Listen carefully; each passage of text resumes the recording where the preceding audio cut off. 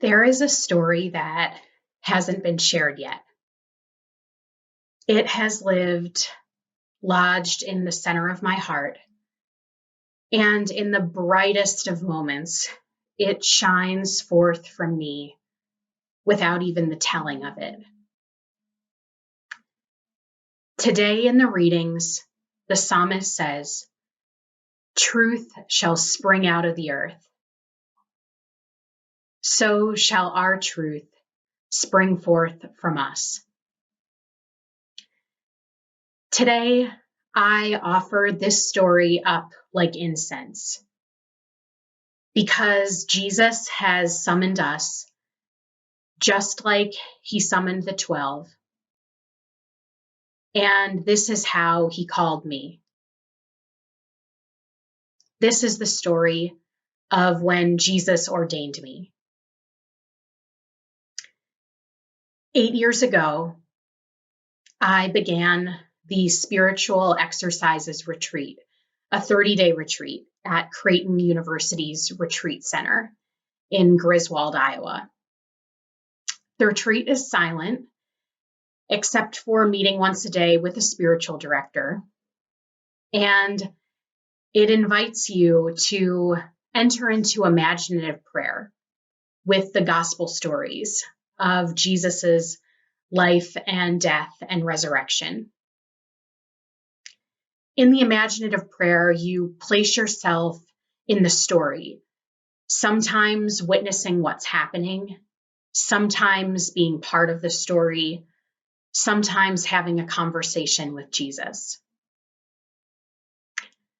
I went into this retreat kind of angry and with a lot of fear.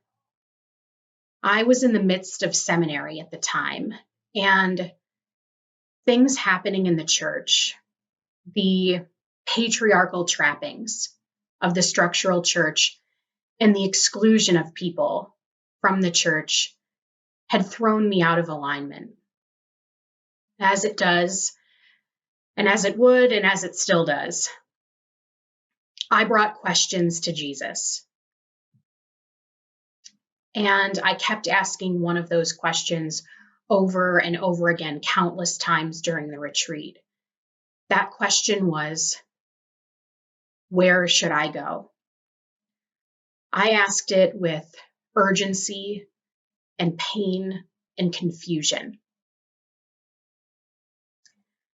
I literally couldn't figure out where to go in the church, because being called to the priesthood in a structural church who doesn't think priesthood is for you will at times lead a person to ask, where do I go?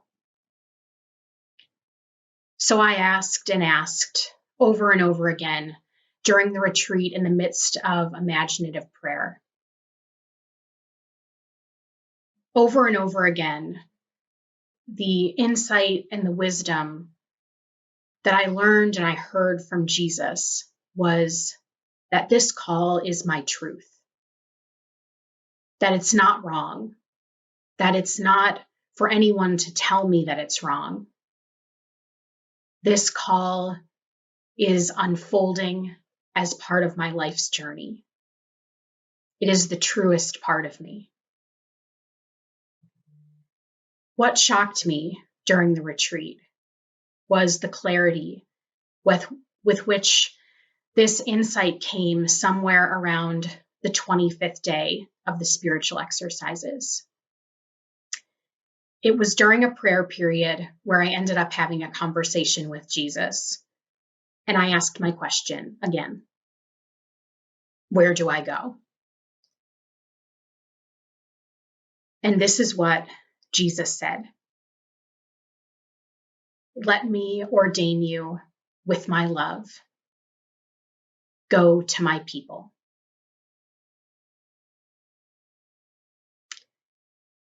It was in that moment that my heart realized in a new way that this call is not about permission from a structure,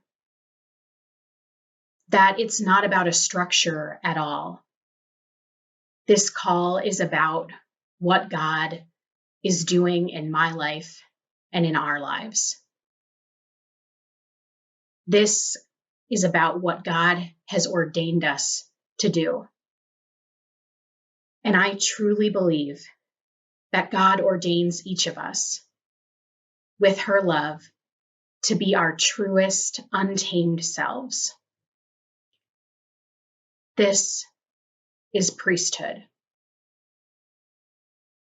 And so here I was around the 25th day of the spiritual exercises, free. Maybe this is the kind of ordination that happened for the disciples that day when Jesus sent them out 2 by 2.